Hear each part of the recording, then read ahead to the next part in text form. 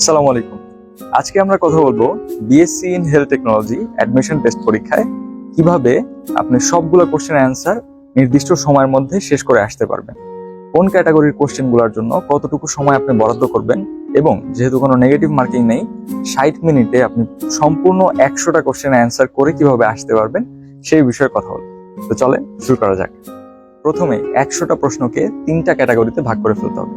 প্রথমটা হচ্ছে আপনার প্রিপারেশন যদি খুব বেশি ভালো হয়ে থাকে, আমি ধরে নিচ্ছি আপনার প্রিপারেশন খুব ভালো এবং আপনি লং টাইম ধরে এই পরীক্ষার জন্য প্রিপারেশন নিয়েছেন, সেক্ষেত্রে আপনার 100টা কোশ্চেনের মধ্যে 75 থেকে 80টা কোশ্চেন কমন থাকবে। তারপরে 18 থেকে 20টা কোশ্চেন থাকবে যেগুলোতে আপনি সামান্য কনফিউজ, আর লাস্টের 5 থেকে 6টা কোশ্চেন থাকবে যেগুলো আপনি একেবারেই পড়েননি বা একেবারেই আনকমন। আপনার কমন পড়া 75টা প্রশ্নের অ্যান্সার করতে আপনার 40 মিনিটের বেশি সময় লাগার কথা না। প্রথম 40 মিনিটে আপনি পুরো প্রশ্নটা 1 থেকে একেবারে 100 পর্যন্ত একটা একটা টাচ করতে করতে চলে যাবেন, এবং মাঝখানে যে প্রশ্নগুলো আপনার মনে হবে যে না এটা কনফিউজ ক্যাটাগরিতে, এটা হচ্ছে একেবারেই আনকমন ক্যাটাগরিতে, সেগুলোকে আলাদা করে যেসব প্রশ্ন একান্ত কমন এসেছে সেগুলো আপনি সাথে সাথে অ্যান্সার করে চলে আসবেন, এবং সেই কমন প্রশ্নগুলো অ্যান্সার করার পর আপনার হাতে 20 মিনিট সময় থাকা উচিত।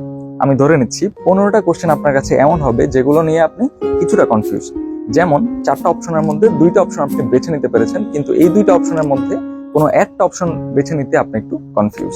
সেসব প্রশ্ন আপনি বারবার পড়বেন, এবং আপনার যেহেতু এই টপিকগুলোও পড়া আছে সেহেতু 2টা অপশনের মধ্যে একটাকে বেছে নিতে হলে আপনাকে বারবার ওই অপশনগুলোর সাথে কোশ্চেনকে রিলেট করতে হবে। যেমন অপশন 1 কেন এটার উত্তর হবে এবং কেন এটার উত্তর হবে না, এই চিন্তা ভাবনা আপনাকে খুবই ফাস্ট শেষ করে ফেলতে হবে। এবং এইগুলা শেষ করে আপনি লাস্ট 5টা কোশ্চেন যেগুলো আপনি একেবারেই আনকমন অথবা যেসব টপিক আপনি খুব কম পড়েছেন, সেই 5টা কোশ্চেনের পিছনে আপনাকে অ্যাটলিস্ট 10 মিনিট সময় দিতে হবে। সেই প্রশ্নগুলো আপনি বারবার পড়বেন, এবং সেম আপনি আগের যে 15টা কোশ্চেন হালকা কনফিউজ ছিলেন সেই প্রশ্নতে আপনি যেরকম এফোর্ট দিয়েছেন তার থেকে দ্বিগুণ বা 3 গুণ বেশি এফোর্ট আপনি এই 5টা কোশ্চেনে দিবেন, এবং আপনার কাছে সময় হচ্ছে 10 মিনিট। এভাবে আপনি 75, 15 এবং 5 এই 3টা ক্যাটাগরির সবগুলো কোশ্চেন আপনি অ্যান্সার করে আসতে পারবেন 60 মিনিটে। এবং সবচেয়ে ভালো হয় আপনি যদি শেষ 2 মিনিট সময় বা 1 মিনিট সময় রাখতে পারেন আপনি সবগুলো কোশ্চেন অ্যান্সার করেছেন কিনা সেটা চেক করার জন্য।